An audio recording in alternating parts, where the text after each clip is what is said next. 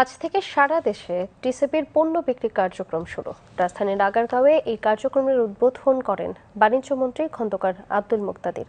সারা দেশে 720টি ট্রাকের মাধ্যমে সাশ্রয়ী মূল্যে তেল, চিনি ও মসুর ডাল বিক্রি করবে টিসিবি। এই কার্যক্রম চলবে আগামী 21 মে পর্যন্ত। বিস্তারিত জানাচ্ছে সহকর্মী গোলাম মুর্তুজা।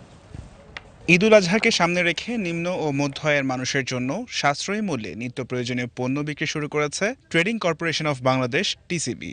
রাজধানীর আগারগাঁওয়ে এই ভ্রাম্যমাণ ট্রাক সেল কার্যক্রমের উদ্বোধন করেন বাণিজ্যমন্ত্রী খন্দকার আব্দুল মুক্তাদির। এ সময় মন্ত্রী বলেন, বাজারে সিন্ডিকেটের প্রভাব কমাতে বিশেষ পন্থা অবলম্বন করছে সরকার। আমদানি থেকে খুচরা বাজার পর্যন্ত পুরো সাপ্লাই চেইন এআই প্রযুক্তির মাধ্যমে পর্যবেক্ষণে রাখার পরিকল্পনার কথাও জানান তিনি।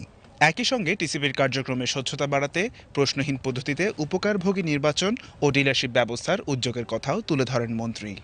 নতুনভাবে একটি প্রশ্নহীন পদ্ধতিতে উপকারভোগীদের নির্বাচন করার মাধ্যমে আজকে পর্যন্ত আমরা সেই সংখ্যা ৮০ লাখে এনে পৌঁছেছি।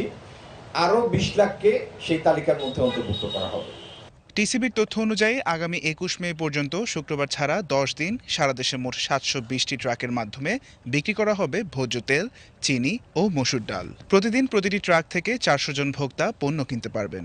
ট্রাক সেলে একজন ভোক্তা সর্বোচ্চ ২ লিটার ভোজ্য তেল প্রতি লিটার ১৩০ টাকা দরে, ১ কেজি চিনি ৮০ টাকায় এবং ২ কেজি মসুর ডাল প্রতি কেজি ৭০ টাকায় কিনতে পারবেন। টিসিবি বলছে, এই কার্যক্রমের মাধ্যমে প্রায় ২৮,৮০,০০০ উপকারভোগীর কাছে প্রায় ১৩,৯৩৯ মেট্রিক টন পণ্য বিক্রি করা হবে। পাশাপাশি মে মাসে প্রায় ৭২ লাখ কার্ডধারী পরিবারের কাছেও ভর্তুকি মূল্যে পণ্য বিক্রির কার্যক্রম চলমান থাকবে।